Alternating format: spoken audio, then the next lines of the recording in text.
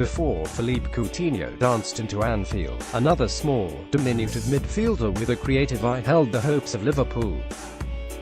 Joaquin Fernandez Saenz de la Torre, mercifully known as Suso to his friends, was generating noise within the corridors of Melwood when he was handed his debut in September 2012. His first game was a 53 win against Young Boys in the Europa League, his first league start. 9 days later would see another five-star show in the 52 win at Norwich. The Spaniard had been thrust into the first team following transfer window failures that summer, with Clint Dempsey opting for Tottenham and Andy Carroll leaving on loan. There was a big need for fresh blood in the forward line. Suso, along with Raheem Sterling, were promoted. Brendan Rodgers was always an advocate of nurturing young talent, but here he was, fielding two teenagers, as he looked to secure his new club the first win of the league campaign at the sixth attempt.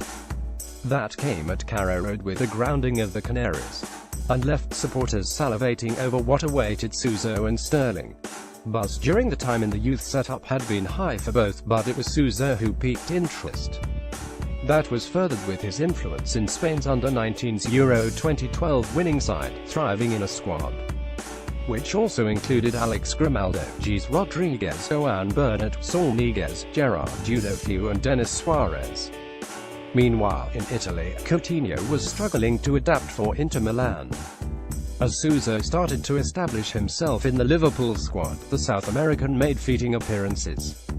10 minutes off the bench against Siena, an unused substitute against both Torino and Chievo.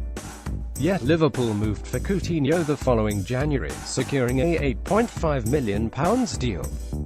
Though he did suffer an injury in the campaign which saw him miss 4 games, he played just 308 minutes of league football up until the point, with Suso managing 559.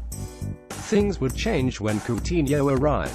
Suso would move back into the under-21s for the majority of the campaign, playing just 22 minutes of first-team football. His next season would be spent on loan to La Liga side Almeria, before notching on his one appearance of 201,415 in the League Cup against Middlesbrough, before he departed for good to Milan that winter. After a brief dalliance with Genoa, he returned to Milan, ready for the first team.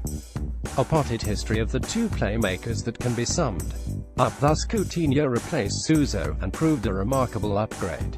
There is no doubt Suso would have hit the heights Coutinho did at Anfield. Barcelona would not have been tempted to part with £142 million to secure his services. The highlight reel of the Brazilian would be double, triple, quadruple that of Suso. But he is a player who has found his own niche in Milan, a real reversal of Coutinho's fortunes. He scored 7 goals last season and created 62 chances, making him more creative than any other player at San Siro, and caught the eye of several of Europe's top clubs. This season, the 24-year-old has developed even further. No Milan player has scored more goals, 5, created more chances, 41, completed more dribbles, an average of 1.8 per game, and registered more assists, 3, than Suso so far this campaign. He also sits in Serie A's top 10 in terms of key passes in 201,718. In the wake of Coutinho's departure, an irony forms. As Liverpool contemplate the next move in the transfer market, Suso would have been the perfect squad stopgap. With efforts to bring Naby Keita to the club early likely to be halted by RB Leipzig, and a move for Thomas Lemar being considered longer term, Suso is a player capable of playing both central and wide and offering the assets Coutinho did, to a degree, albeit nowhere near at the South Americans' level. We didn't see this for long at Liverpool. There is a question, of course, of whether Suso would have developed as a squad player under Jurgen Klopp, rather than being designated one of the main men at Milan.